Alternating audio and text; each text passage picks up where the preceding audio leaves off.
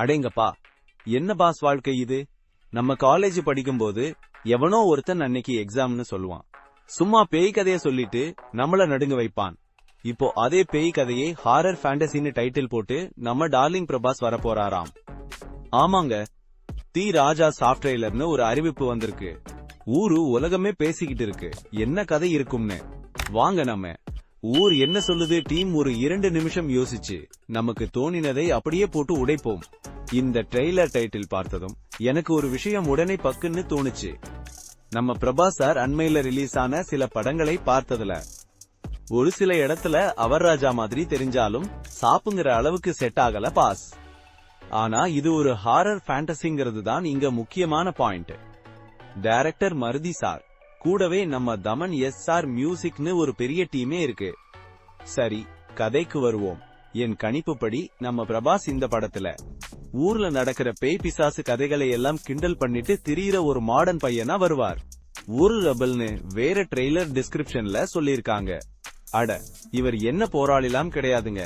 சும்மா இந்த பேய் எல்லாம் எங்கடா இருக்கு, சும்மா சயின்ஸ் பேசுறான்னு சொல்லிட்டு அலையிற ஒரு ஆள்.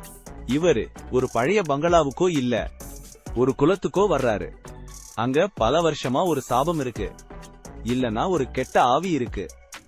ஊர் மக்கள் எல்லாம் பயந்து நடுங்குவாங்க.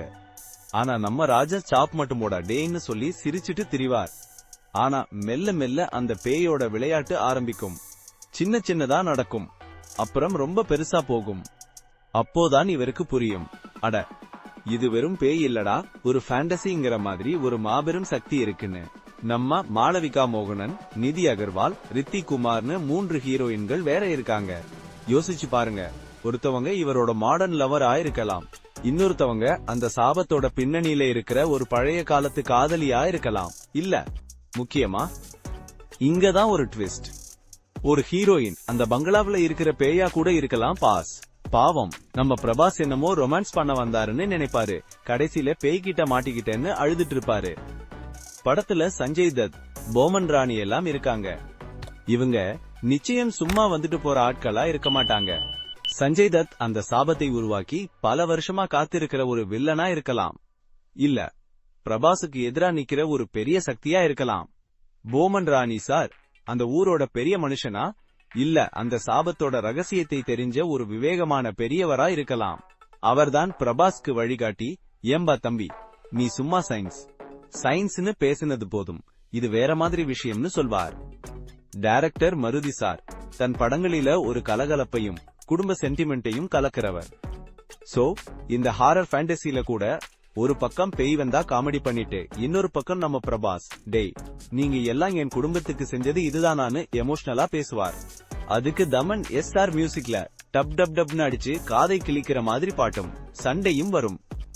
அந்த கிளைமேக்ஸ்ல நம்ம ராஜா சாப் தன்னோட ரெபல் குணத்தை பயன்படுத்தி அந்த பழைய சாபத்தை உடைச்சு அந்த ஊருக்கும் அந்த பங்களாவுக்கும் நிம்மதியை கொண்டு வருவார்.